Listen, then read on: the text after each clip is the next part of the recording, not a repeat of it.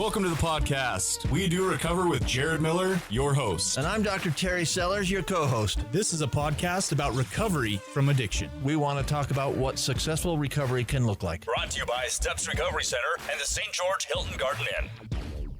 Welcome to episode 95 of We Do Recover. It's been a minute since we've done this, Sean. It's been like 3 weeks.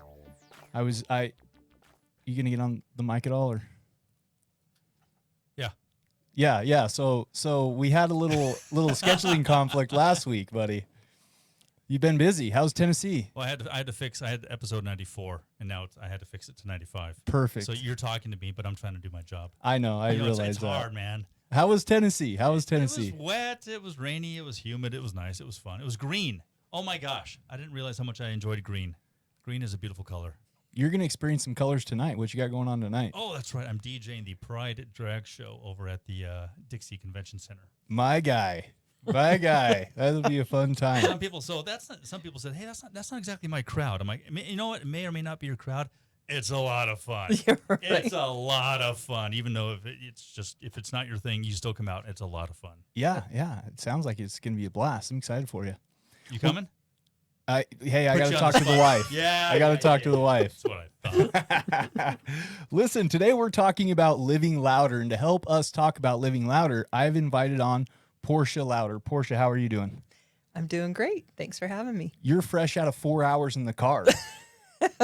I am. So I'm glad to be here. Yeah, Yes. You're a champ. Thank you so much for making this happen. Yeah. For those of you that don't know, the reason why we're going with living louder is the topic today is because that's the title of her book. Portia has written a book, A Compassionate Journey Through Federal Prison, and the title of that is Living Louder. She was so nice to bring me a copy today. Thank you so much. You're welcome. And for those people that don't know her, we're going to dive into in part one and kind of get to know her and her story and what the federal prison thing's all about. Right. I have a feeling this is a podcast about recovery from addiction. There might be a little bit of that in there, so I'm excited to get to it. Before that, though, episode 95, part one, is brought to us by our amazing sponsors, Steps Recovery Centers. Steps Recovery Centers is here to help you or a loved one get help as soon as you make that decision to get help. Get a hold of them by calling them at 801-800-8142 or go directly to their website. That's stepsrc.com. They have everything: inpatient, detox, inpatient, outpatient, aftercare. They have an amazing alumni group. Definitely get a hold of them, give them a call. We appreciate them sponsoring this podcast. As well as Rise Up Supplements. Rise Up Supplements is a nootropic company that's all about helping people with mental health. So we got two formulas that we're rolling with so far. The first is going to be Mindful Mood. Mindful Mood helps decrease anxiety and enhance your overall mood. It's a feel-good one, right? And then we have Mind Shift. So Mindful Mood is the blue bottle. Mind Shift is the red bottle. Mind Shift helps increase focus and optimizes brain function. Right now, if you go to our website to check out either one of those, give those a try. They're brand new products. At checkout, you type in TRY20 to save 20% off your entire purchase. That's TRY20. We appreciate them sponsoring this podcast. Right. That might be me and my wife's company. It might be, yeah. I've heard good things. So yeah. We'll have to get you a bottle. Which one would you be interested in trying? The first one, the feel-good one, because I'm an addict. So the Mindful Mood, right? Right. Yeah. Who doesn't like to chill out and relax a little? That's right. You know? Yep. Yeah, it's good stuff. Have you ever heard of Lion's Mane? Yes, I have. Some ashwagandha. Yeah, that's it's right. got a lot of really. I pay a lot of dollars for a little teeny bit of that. Yeah. At the health food store. So this is great. Yeah, ours is it's organic. It's super pure, super potent. Comes all the way from China. So awesome. Yeah, it's good stuff. Well, let's get into this. We usually start off with new and goods. We've already got Sean's new and good. I'm fine. Thanks for asking. He ditched us last week to go to Tennessee. Totally fine. Let's get your new and good. What has life in recovery brought you today? Oh my goodness. New and good. Well, what's new is I'm getting ready to move, and that's a change for me. I found that I am kind of like, and I think prison helped this. I really like things not to change. Like I like the structure and the consistency and routine. So yeah, it brings like the safety in, and then I can do all the other things that I want to do. But this is it's going to be good. Like I've kind of pulled out of moving a few times, and so this is a good change. So where are you moving to? Well, I've lived in Highland. I've lived in Utah my whole life, other than when I was in prison. And when I was in prison, I was in Dublin, California, so like Oakland, and then I went to Minnesota because I was in federal prison. So, so Utah is my place. I've done some traveling because I was also a wedding photographer, and I went to different destinations. I am moving from Highland, that's been our family place for 20 years, to Saratoga Springs, which just by the lake. So Sounds beautiful. it Not is real far though. A little hop, skip, and jump away. Yeah, but for me, it's like a huge change because I love my neighbors. I'm gonna love my new neighbors. It's gonna be great. Yeah, that's So, awesome. That's new. Yeah, and yeah, I am doing all the things I love to do. So that is what's good. I get to speak to people and share my experiences, and I get to work with people in addiction and kids that are struggling, youth, and a lot of kids that are in and out of foster care, and do things that I'm really passionate about.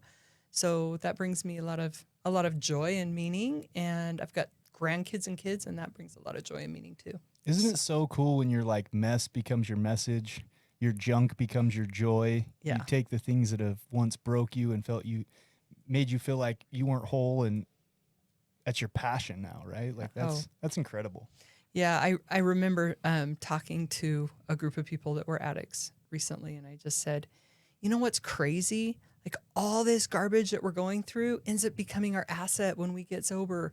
Your story is what gives you credibility to help somebody else. You're the person, you're the guidepost to say, I did it, you can do it, you know? And I think that's so beautiful. And the life lessons, right? Right. Like today, so I sold my truck to start this supplement company, and a lot of people were like, dude, you're crazy. Why are you like, who does that, right? Take all the equity out of, and You're like, I'm not living in my truck, so we're good. I'm like, listen, I've been homeless. Yeah.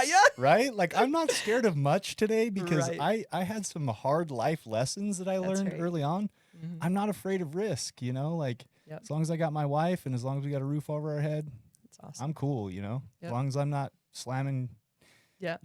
yeah, garbage The and- stuff, with right? gutter water, yeah, life's good. Cool. So my new and good is one of our friends, mutual friends, Yeah. Terry Sellers, aka the Doc. Right. My new and good is that guy is presenting at the fall conference. That's why he's not here today. He was really bummed to miss your episode, just so you know. Yeah. I love Terry. I mean, we've met a few times, and he's a great guy. You guys So, both serve on the committee for the Sobriety Foundation. that's right. We're both board members. and Yeah. Just so people know, too, the Sobriety Foundation is an amazing foundation. I'm sure Terry shared this, but we offer grants to people that can't afford sober living. So when they're getting out of treatment, they can go apply with the sobrietyfoundation.org. And I love the work we do. It's Yeah, beautiful. They're amazing. yep. Yeah, we've had their Susan Peterson came on and shared her story and talked about it and stuff. So yeah, it's good stuff. Great stuff. Yep. Good for you, Dr. Sellers. I hope you knock it out of the park at your, I guess, little speaking event he's got going on. At the Is fall that at conference. the AA Regional in Salt Lake, or is that at? So it's the fall conference for the like providers. Oh, okay. Like all the substance abuse Yep. field. I'm acting like I know. I really don't know. It sounds good though, right? We'll roll with it. Oh. All right, Portia. So listen, we've gotten to know you a little bit. Got some exciting stuff going on in your life. Let's hear for the people that don't know you and haven't heard your story. Yeah. Where does it start? What's federal prison all about? How did you get to be this amazing person sitting in the room with me today? Yeah. My only role models all my role models went to prison. Right. Nice. I like it. That's a t-shirt she's rocking if you're listening to the audio. And version I of mean, this. Jesus, John, Peter, Daniel, pretty good company. I met a lot of cool people in prison, so I'm pretty passionate about that. Like the way people see people in prison to me is so not true. Where does that journey start though? So the journey starts, well, I grew up in Utah in a small town in Richfield between here and Salt Lake. That is a small town. Small. Yeah. And my parents took it to a new level because my parents were kind of the conspiracy peeps back before it was a thing. I love it. Yeah. So we like hippies, we grew up out in the country, played hard, really non-conforming. And so by the time I was 13, I was like, oh, I'm all going to do what I want to do. First problem is boys. Then it became alcohol, and then I was pregnant when I was like 17 years old. So I started out as a single mom and gosh, I look back at myself and go, oh, you poor girl. Like, you just didn't know who you were, you know? And so I ended up getting. What do you mean by that, though? Like, that interests me, right? Because Yeah. you said that poor girl, you just didn't know, like, who you were. Yeah. What do you mean by that? Well, I didn't know my worth. Like, I didn't know what I was capable of doing. I didn't have dreams. And I mean, yeah, like, I hadn't really even left that little town. Do you think that around that age, the alcohol and the boys and all the, you know, craziness that comes with teenage hormones and just Right. wanting to fit in and be accepted, can you look back and go, maybe if I just would have known my worth, I wouldn't have had to feel like I had to be so accepted and Oh, right. yeah. The fear of being ostracized when you're a teenager is like the Right. worst thing in the world, right? Right. Did a little bit of that play into your story of I addiction? think so. And I mean, the lack of conformity in our home made it difficult for me to deal with the structure in school and I just to focus and all of that. And it was the one thing I could do, you know, and be fun and have a good time and kind of stand out in was the boys and the alcohol, you know? I get it. Yeah. I get it. And when I say that, I just, you know, I've met so many girls at that age now that I just want to put my arms around them and say, do you have any idea what your future could be? Because at my age now, I'm like, if I would have known what I was capable of, like I would have valued myself. I would not have let anything get in my way because that's how I feel today. But I didn't know. And it took really a lot of hard things. I mean, initially it took another pregnancy, then another pregnancy, giving that child up for adoption. So like I was a single mom, 2 kids, gave a child up for adoption, and then I hit drugs so hard. Like I went from pain Around pills. what age is this? I started, so I became addicted to pain pills. For the first time, I remember when I was about 22, I broke up with another relationship, and I remember on my way home from our split, actually, I think we were living together at the time, and we just went our separate ways. And my son, and this still just makes me kind of sick. Like, I don't know if I've shared this too often, but he said, "Hey, Mom, when do I get to have a dad I'm going to keep?" Yeah. And I remember pulling the car over and I just sobbed. And then I think I drove to my parents' house and I had a bottle of Percocet. I had never abused him because I just had him for headaches and I would drink and stuff. But I remember thinking I kind of had a headache. And as soon as I took the pill, I was like hooked right away. I used all of those and then I went and got more. And then I started looking for them from other people and in cupboards and because it numbed out that pain. I got pregnant with my 3rd child and my addiction in comparison to later wasn't as severe because I remember I was able to quit, which wasn't always the case for me. You know, I mean, so I was able to quit. Listen, you're talking to another Yeah. opiate addict. Yeah, you get it, right? I mean, it was just a few Lortab, like maybe 8 or 9 a day, like compared to what it got to, it was very minor, right? Right. Which some people think is huge, but I'm like, oh no. So, I mean, there's a little bit of discomfort with that level of it intake, wasn't but, fun, but it's not like you're wanting to die. yeah. I mean, you know what I'm talking about. I totally get Yeah. it. Yeah, no, I came off some hardcore drugs when I went to jail and it nearly killed me. So I get that. But at that point, after I had David, the son that I gave up for adoption, they prescribed pain pills. And I went from pain pills, like hardcore pain pills, to methamphetamine really fast and hit the streets, which I know Really? seems strange because I had never seen it or been around street drugs. I really wasn't like a pot smoker or anything. I had a job. I mean, but my cousin came to the house and he had some and I tried it and I was like immediately hooked on that. And So it wasn't like, okay, because listen, I work as a substance abuse counselor, and let me tell you something I hear all day long. We call it poly substance abuse, right? I was on opiates. I knew they were a problem. I couldn't kick them. Didn't want to go through the withdrawals. so I hit meth. So I you just said it. So I started using meth to, right? Like listen, when we're addicted, our frontal lobe is not working. Right. We do not make rational decisions, right? But for the listener of this, it's a terrible idea because now you're addicted to multiple substances. Yeah, no, it doesn't work out. For me, and I also work in treatment, so I get to see people coming in. There's such a psychological, it can really mess you up, and it did me. It didn't take long. I hit a low.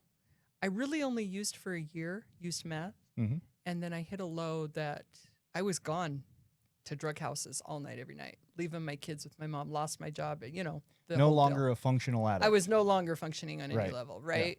I was lying and stealing and doing the things you do with drugs, with methamphetamine or probably any drugs. But it had gotten much more extreme for me. And the people I was hanging out with were, we were all in it together. And I came again, it's my kids. And I think I'm grateful that, that I at least that affected me the way it did. But I came home late one night and my son had been crying all night for me. And my mom was just standing at the window and she looked at me and she goes, if this isn't enough for you, nothing ever would be. He has been crying for hours for you. Nothing else. He doesn't want anything else but you. If this isn't enough. And she just walked off. It was like she had given up on me. And I think Which, I mean, she has a valid point. oh, for sure. And the other thing that happened for me was I kind of had a lightning bolt moment where I could see, because I always thought, I'm going to get clean. I'm going to get clean. I'm going to kick it. I'm going to be a good parent. I'm going to get it together. And then all of a sudden I realized, like, no time is easier than now. Like, it's only gotten harder. It never gets easier when you think a week from now, a month from now. It never does. And I walked downstairs and my little boy was with me and I just laid on the floor and sobbed. And I just begged God. I said, I will do anything to change my life. I'll never date a guy again because I know I have a problem with picking the wrong man.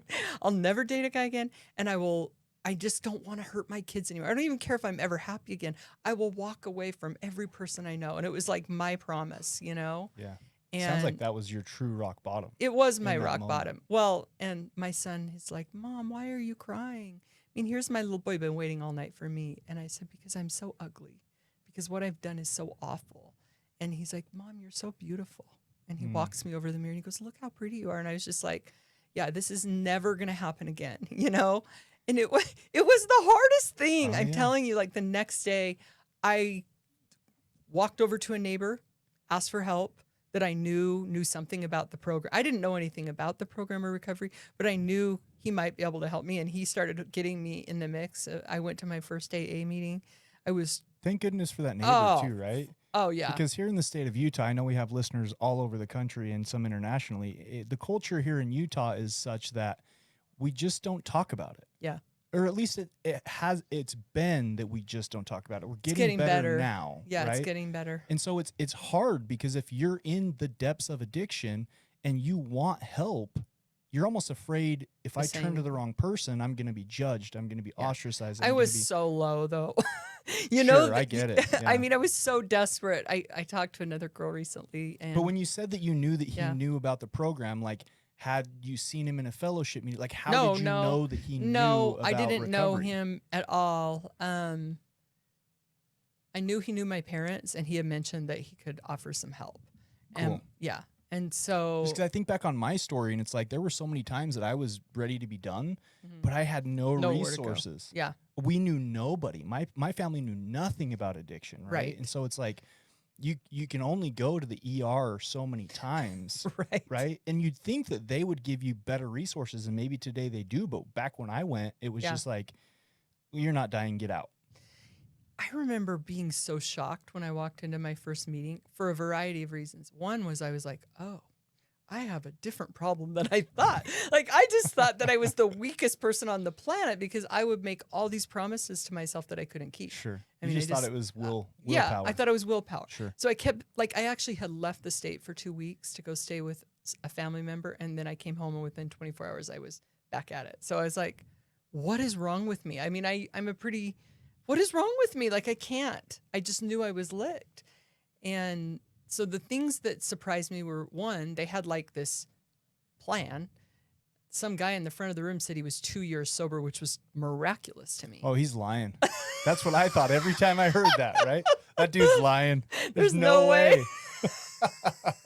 No, I believed him because he said things that only he would know if he had been down the road I was down. Like all the promises he made, all the alcohol that he dug up and hid and lies sure. and all that. And I was like, I mean, it was actually all the crap he'd been through that made me trust him, right? But for that first moment, right? No one has 2 years sober. I can't get a day. Yeah, like right? that doesn't even compute in our minds Right. when we can't even put together 2 days. And this dude's saying he's got 2 years. Yeah, but he was lit up like you are. He had light in his eyes and face. That's sobriety.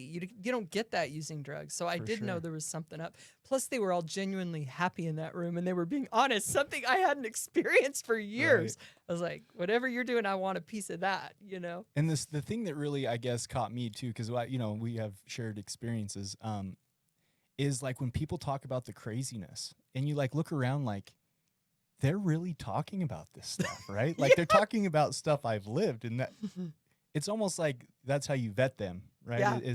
And not only that, but I could never imagine in the circles that I ran with previous to my addiction ever talking about some of the stuff that gets talked about. Right. Which in a weird sense makes you feel like I'm not so bad. I'm not the You don't only feel one. alone, right? The universalism, right? Like Yep. we've all experienced something similar. Yep. No, it was a huge blessing for me to find this group. They were honest with me. One guy is like, "You're the most selfish person I've ever met." You know, I mean, they tell you the truth. Oh yeah. And they told me the basics to do, and I was like, I was so desperate. I didn't trust one thought I had anymore.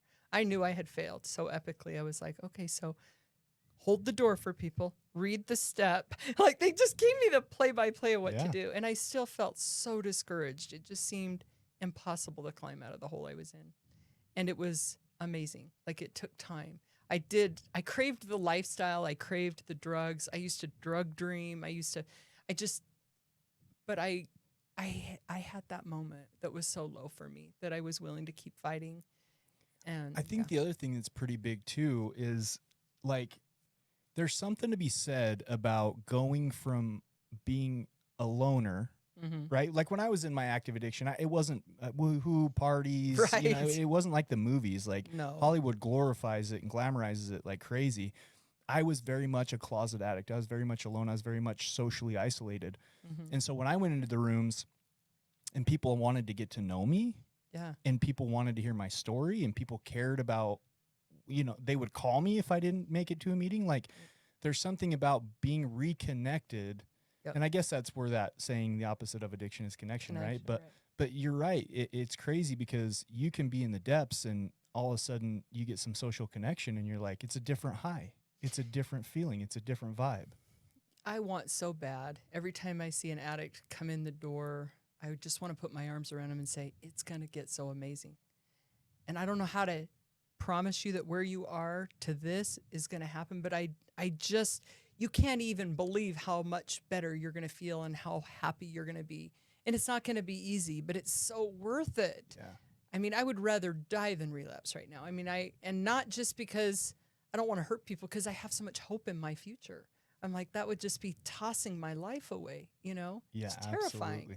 Absolutely. So- Not only that, but I am also afraid of the loss of feeling in control. Like I've kind of become a control freak, right? And so like the feeling of not being in control of myself scares the heck out of me. You know what I'm saying? Yeah. So where did it go from there? You got into kind of the rooms. So you didn't go to a treatment center, a traditional I did not. rehabilitation No, center. I didn't know anything about treatment. I mean, my parents didn't. I'm the oldest of 7 children. I was like the first hooked drug addict in the family. And you probably really didn't need much detox because you were just doing meth at this point. Yeah, I kicked the pills with the meth. I did. I don't try that at home. It doesn't Right, work. right. not the best, but yeah, no. But it's to all say bad. you really just needed a sandwich and a nap for Oh, a day. I or two. When I say wish, a like- nap, a day or two. What I was so insane. I couldn't sit in there for 5 minutes. I had to walk out and have a cigarette about every 3.5 minutes. Sure. I just couldn't sit still. I couldn't think straight. I couldn't talk. It's amazing how messed up my brain was, and that took time. Yeah. Took time to heal. But within 6 to 9 months, I felt a level of freedom I had probably never felt in my life, because these principles work, and I didn't know how to live a principle-centered life. AA is how I found principles. I mean, I guess other people figure it out without it, but this girl needed it, and I didn't have any kind of connection to a higher power. I found God in AA. I don't know that that's true. I don't know that it's true that people figure it out without it. I think that Yeah. a lot of normies could use a 12-step program, right? Yeah, Like- but it's just like like, my I husband. see some he's people he's that like a good guy. He doesn't need it like I do. sure. You know? And I get it. I get it, right? But Yeah. but I've met some normies that I'm like, your life's unmanageable. Yeah. You know, like you are Well- powerless to that phone in your hand. Like Right. Oh, for sure. there's some principles there for sure that I think everybody could use. And we've only got 15 seconds left Okay. for part 1. Oh, This well, has we've been been. fantastic. Yes. We're going to get back to this. Your book's about your story, right? Yes. We're going to keep this train rolling as soon as we have this little 30-second break from our sponsors, Steps Recovery Centers, and then we're going to be back with Portia. You are listening to We Do Recover with Jared Miller and co-hosted by Dr. Terry Sellers. We'll be right back after this short break with more of We Do Recover with Jared Miller, sponsored by Steps Recovery Center and the Hilton Garden Inn.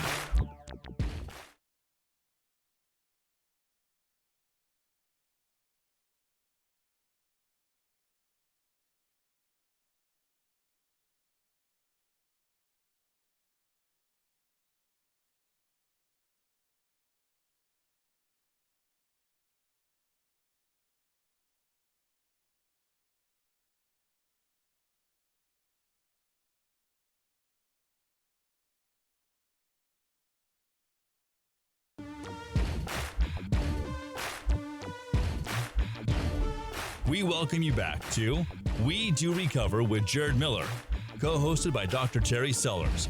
Brought to you by Steps Recovery Center and the St. George Hilton Garden Inn. And now with part 2 of our podcast, Jared Miller and Dr. Terry Sellers.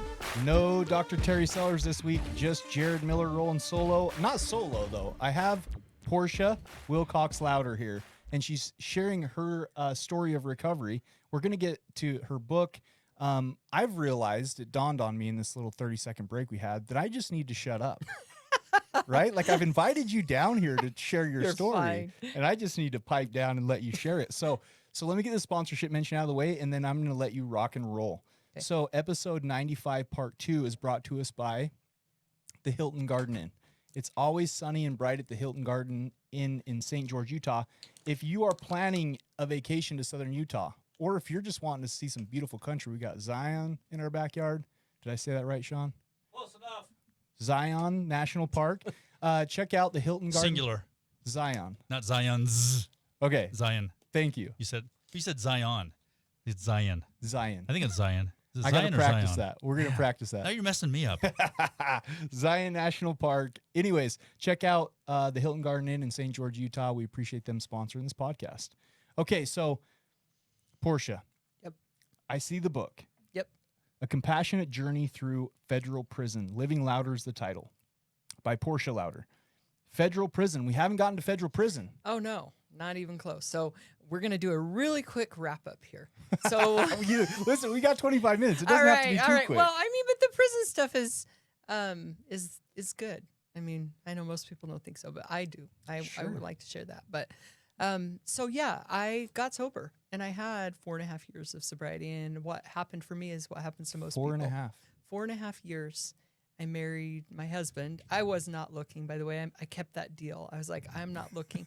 The deal you made with God that yeah, you weren't I going to date a guy kept the again? deal. Yeah, I and love I'm it. still so confused as to why he liked me, but he did, and so we got married. He seems like a great dude. I He's- met him Yeah, 30 minutes ago. he's the best. Chad's great, and so he actually adopted my 2 kids, and at that point in time, I didn't have a relationship with the child I gave up for adoption. We have since reconnected, and it's Wow. been beautiful. But I started my own photography business, and Chad was working in his career, and we bought a house, and we were doing life, and good things happen when you're sober, right? Like Yeah. you can do a lot of good things in 4.5 years when you're sober and young, and you have all the energy.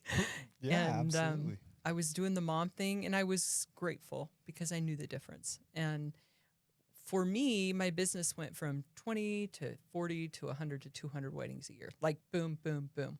And at about 200 weddings a Luxury year, problems. yeah, well, they were problems because as an addict and still struggling with like the whole self-esteem thing, I didn't have balance in my life. Okay, yeah. And so, and I was feeling crappy that I wasn't as present for my kids. I had another Chad and I had our first son together. After I had him, I had a back surgery. They prescribed pain pills. I thought I could handle it. It's not meth. It's not street drugs. And it took me a year to kick. It took a toll. We started building a new house. I found out I was pregnant again. Wasn't expecting that. Obviously, I struggle with, I get pregnant really easy. And I know that everyone has their own thing, but for me, You wash your laundry together and all of a sudden it's you're a pregnant, problem. huh? So I was like, they were like 18 months apart. So here I have 2 little ones, building a house. My studio's going crazy. I have employees. I'm working. I remember every morning up at 4 working.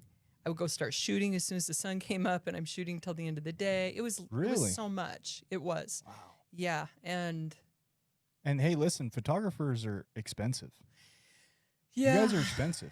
Well, We had a wedding a year ago, and me and Matt, holy cow. we Okay, do a sorry, lot of I'm work, getting- all I'm the going editing and sideways. everything. Yeah, yeah. But so yeah, after I had Sadie, I relapsed hard, and I ended up getting involved in real estate, thinking that would solve my problem. Right? Just more work. More work. That's all I need. I just need to do this to pay off the house, so I don't have to do the photography, and then I can be a mom. Like the whole time, I could have just pulled back and been a mom, but I had nannies, and it was just a lot. And I remember when someone presented me with the whole equity, buy a house, flip it, raise the value, borrow more money, sell it to someone else. I'm like, I would never do that. And like 6 months later, a little more OxyContin, I'm doing those a little deals. more Oxycontin Yeah. later. I'm You're doing- buying a house. Yeah, I'm buying those houses, pulling the equity, flipping, and I'm in the middle of a lot of those deals. And then the FBI showed up at my house, and it was awful. It was scary. Nobody wants the FBI to show up at their showed house. up at your house. They did. Wow. Yeah, they showed It's up. almost like Seller's story when I think it was the DEA or something. Yeah, I would hate that too. Oh well, and Were they, I'm like, not going to go mobbed into out? this, Were but they in, I've like, also black on been black dealt with the SUVs DEA and- too. Did they look like the Matrix people? No, You know these what I mean? guys were really Mr. nice. Smith from The I mean, I Matrix? guess FBI agents aren't very friendly, but they had suits on. These guys, I have met DEA too, so I know. I just always picture like when Terry shares his story and like as you're sharing yours right now, I said I was going to shut up and here I am talking again. But I just always picture, right, like an episode of The Matrix where like a bunch of Mr. Smiths just show up. That'd be cool. Wasn't that cool? Wasn't that cool? They didn't have like huge machine guns. and No, that ghosts happened. that flew with knives. Yeah, and you'll stuff. have to read the book because yeah, gonna read the book. there were some machine guns involved, but it was later on. So for me, I made the worst possible decision and denied the fact, used every dime we had to fight, didn't take ownership of What where were I the was, charges? didn't get sober. Mortgage fraud, real estate fraud. Oh, really? Yeah. It had nothing to do with the drugs. No, they had Really? nothing to do with the drugs. Well, I mean, the drugs were, impairing oh, the your drugs were, judgment, yeah, but I wasn't charged for that. Got you.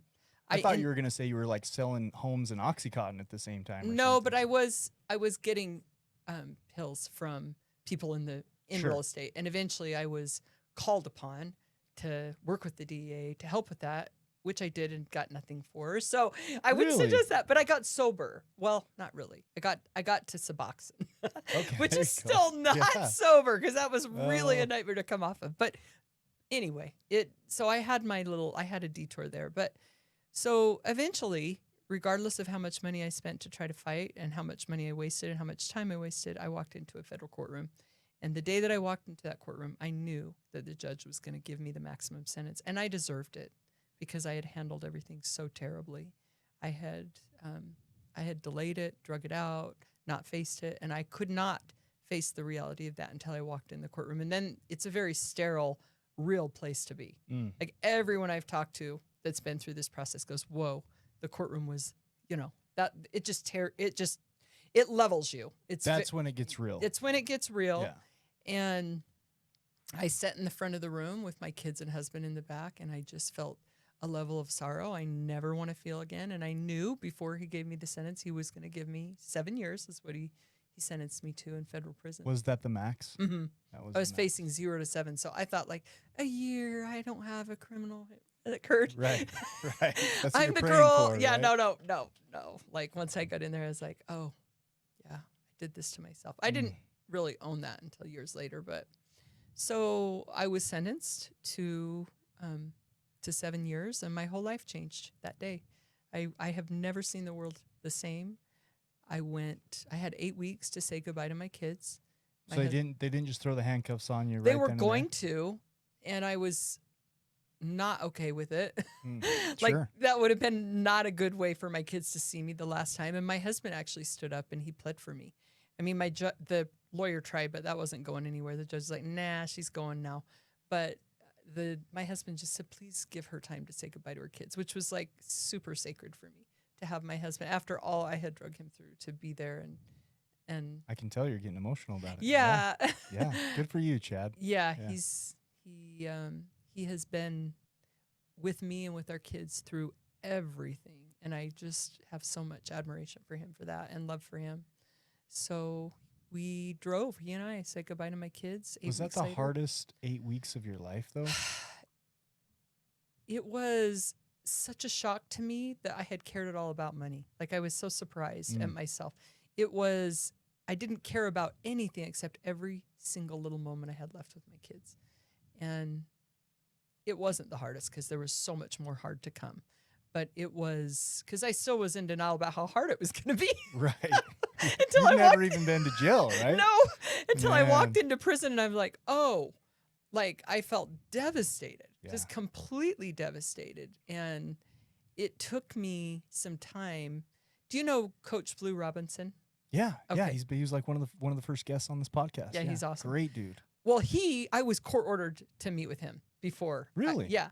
And he says to me, I said, I can't go to prison. He's like, well, you might have to. I said, no, I can't go. You don't understand. This is before I'm sentenced. And he goes, Portia, it would be really hard to go to prison. But in prison, you could still become an amazing person. He said, that is not the case with addiction. He said, with addiction, you're separated from everything you love. He said, you could go to prison. You could still be a good mom from prison. You could still read and study and prepare and become an amazing person, which I thought to myself, whatever. Right. I'm not I'm hearing not trying you. to hear that. Right. Yeah. But And I it doesn't got, matter because I'm not going. I'm not going, right? And then I get to prison and I'm like, oh, what he said was like ringing in my soul. And I made a list of everything I could do to become an amazing person. And that guided me. My hat's you know? off to him for planting that seed. Yeah, Right? it was Because pr- had he yeah. not planted that seed, who knows? Maybe you wouldn't have done as well as you did and Well, worked on self-improvement and made the most of it. I think pain drove me, pain drove me. Accountability freed me when I finally got to a place where I was just like, I'm so tired of feeling like I'm in prison. I mean, I am in prison, but I feel, Mentally. yeah, I had imprisoned myself before I ever went because I wouldn't take ownership of where I was. And it was so painful to take a look and say, you did this to your kids, to yourself, all of it. And it was just, it's really hard. But it's the most freeing, powerful thing you'll ever do in your life, to make that list, to take accountability. You can face anything when you own where you are, because now the future is yours.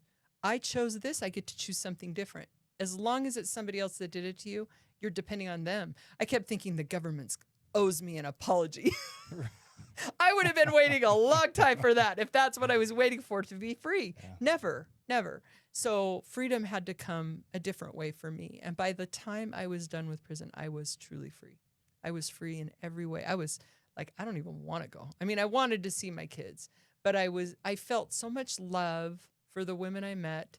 I mean, they'll have to read the book, but there's stories of these beautiful people that went through the hardest things. And I was honored and in awe that I was able to become friends with them and get to know them and hear their stories. We were like close. We were close. It's not You're like like a family, It's like, yeah, you're going Yeah, through the hardest yeah. thing. A lot of them don't have family, right? and the crap they show on TV just isn't accurate. We had fun and we were close, and it was painful. And I spent a lot of time under a tree in tears because the reality of what I had done was very painful. But there was freedom in walking through that. I mean, I got 4.5 years to work through my crap, which now I'm so grateful for. But at the time, it was hard to be separated. Watching my kids grow up without me, heartbreaking. Knowing I did this, heartbreaking. Yeah. But believing there was something to fight for because I was willing to own where I was gave me so much strength and power. And that's, I think, for me, it's a big part of my message is, look, take your power back, own where you are. Where you are can be your blessing, but you've got to find a way to own it. And it worked for me. I love it. There's so much there. So when I share my story, a big part of my story in recovery was, there was a book that I read called Extreme Ownership by Jacko Willington Leaf Babin. And that book changed my life. Like, I realize it's not like a recovery, right? Like, it's not a traditional, like the big book or the basic text. But that book totally changed my life because it made me realize, like, I love my mom. She was a bit of a helicopter mom. I would go, hey, Mom, I'm going to the gas station. If I was gone longer than 5 minutes, she'd call, hey, where are you at? What are you doing? Right. And then it dawned on me, my mom's that way because I've trained her to be that way. Right. Like, it's my fault. Yep. Right. Like she every time I leave the house, she's having PTSD because of what I've put her through in the past. Right. The beautiful side of that, after you get over the feeling sorry for yourself part, is if I have the power to train her this way, I also have the power to fix it. Yep. Right? And that's part of the taking your power back that you're talking about. Yep. Game changer. Changed everything for me. Yeah. I cannot, there's just not even words for it. Opened my soul. I didn't feel in conflict with people anymore. I wasn't trying to compete. I knew I was in control of my thoughts, and that's a big deal in prison. Oh, if you control your thoughts and your vision and what you want, because most of the time you feel like everyone else, I got to watch for them, the officers, everybody's coming for me. This is so unfair. And it's the worst place to be. But when I'm like, shake down my locker, I don't care. Come into my room, do whatever you want to do. Hide. Yeah. And besides, right. And that was the other thing. I rebuilt my integrity in every way. Like, my word counted, showing up on time counted. If I told someone I'd be there to help them with the resume at my $3 a month that I'm getting paid, I was more honest and on time and straightforward in prison than I've ever been, because I had so much value for my integrity. And that came in part because I could see that I was free to rewrite my story.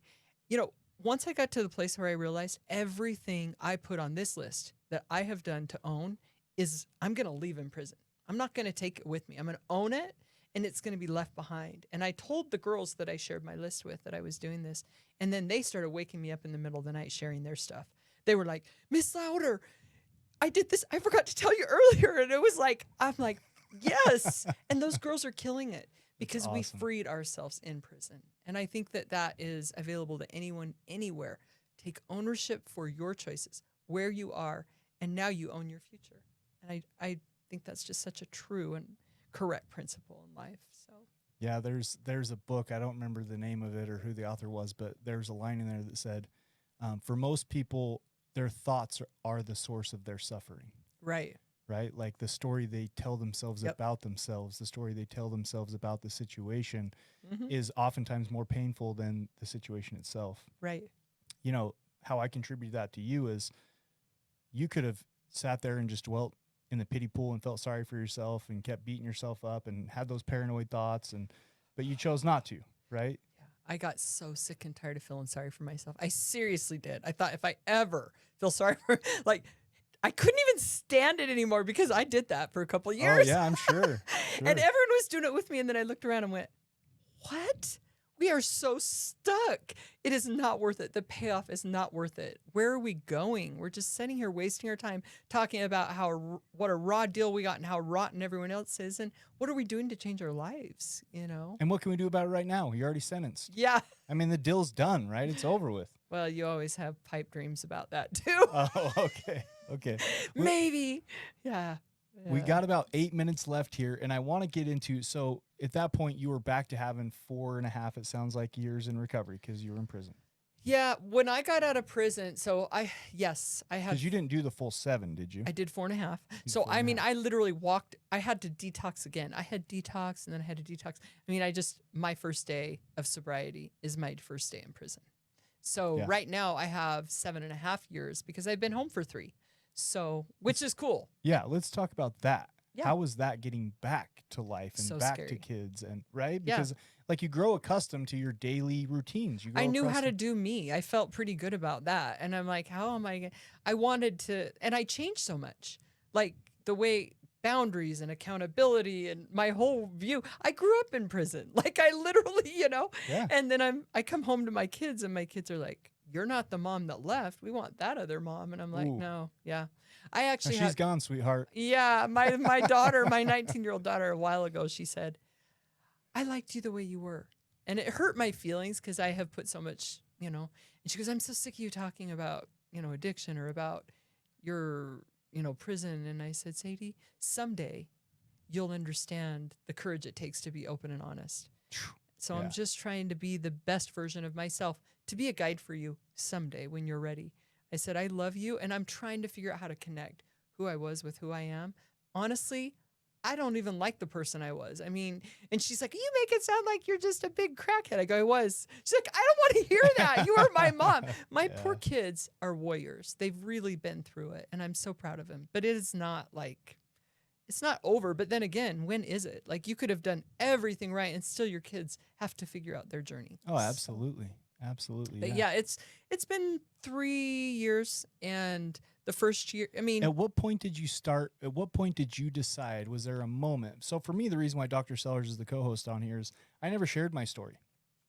Like, I wouldn't tell anybody, right? Heaven forbid people know. And then I shared it he shared his story with me, and so therefore gave me permission to share mine with him. And he's like, that's a great story. You should share that story. And I was like, oh no, what will people think? And then I started to, in the freedom that you're talking about that I got. Right. So what did that look like for you? Like, at what point were you like, I'm going to share who I really am. I'm going to be vulnerable. This well, is me. to be honest, I think it came easy for me, probably Sellers too, because I was on the news, the 10 o'clock news. He's such an instigator, isn't he? He's such an instigator. But I mean, my thing is like, You were on the 10 o'clock news, Yeah. really? I was. So your story was out there. Yeah, and I was gone for so long. So like, I immediately after the news that night, my kids were all just sitting there watching me walk up the courthouse, and they sentenced me and everything. And I decided I have nothing to lose, so I made a post on Facebook that said, "I am devastated. I did not expect to get this much time. I probably deserved it. Please care for my husband and kids while I'm gone." And people were awesome. And so I started writing. I mean, my heart was just tore up. And so I just started writing. I actually started writing on Facebook, and then people said, you should start a blog. And I started writing on a blog, and I went to prison and I kept blogging. Really? So that's how I was able to write a book, because I had so much content.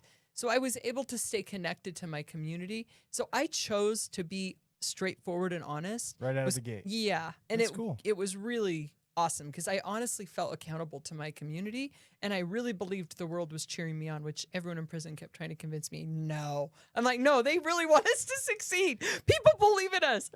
And they did. When I got home, everybody welcomed me home. So Not only that, but you took control of the narrative, right? Like, had you not started writing, had you not shared your experience, it's Right. open to interpretation. The only thing they have left is that 10 what the o'clock government news. said. Right. Right? Yeah, You it's know, that freedom of speech. And I thought, and that was, I don't know why or how, but I'm super grateful that I chose that path. I highly recommend it. And it's one of my purposes. Besides connecting people to the humanity of people in prison, I get people all the time that say, I feel liberated. Like I go to like to LDS book clubs, and I speak at the MTC, and I speak because I'm an active member of the LDS Church too. So I speak a lot. If I'm going to a fireside this weekend, I speak a lot at those, as well as addiction, and I work with people in.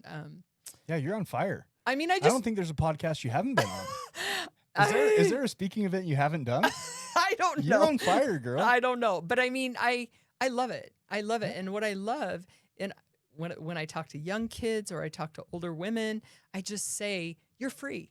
You don't have to hide this. You are imperfect, and it's perfectly okay.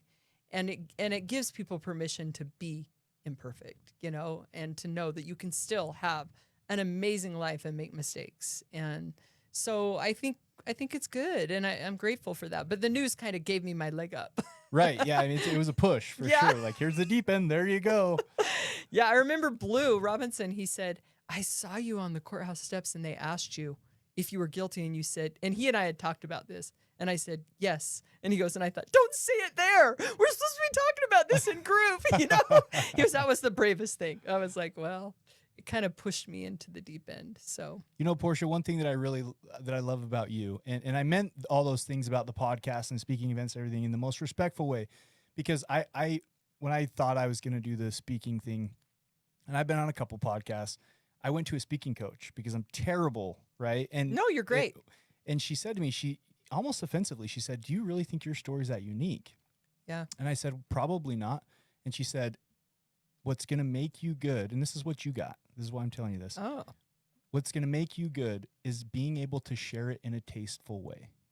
Oh. Right? Like being able to articulate it and tell it in a way that's received, that gives you the warm feelings and not the feelings. yeah.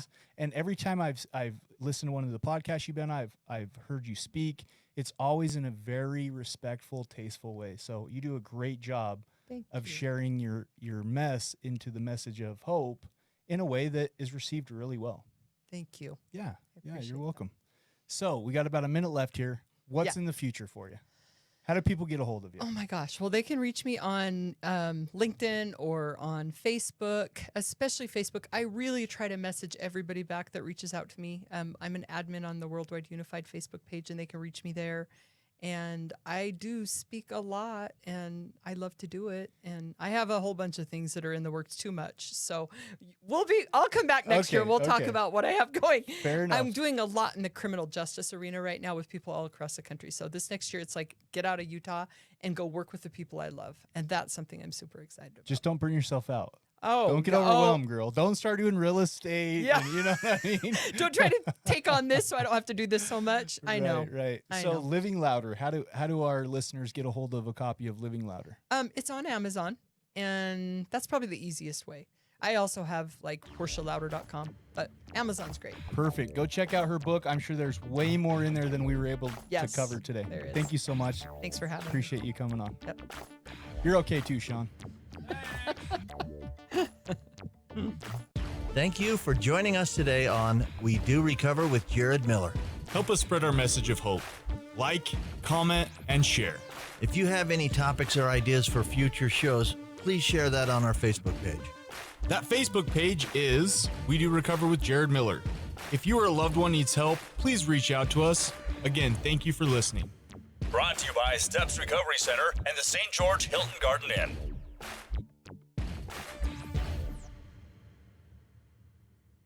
This has been a production from a podcast studio.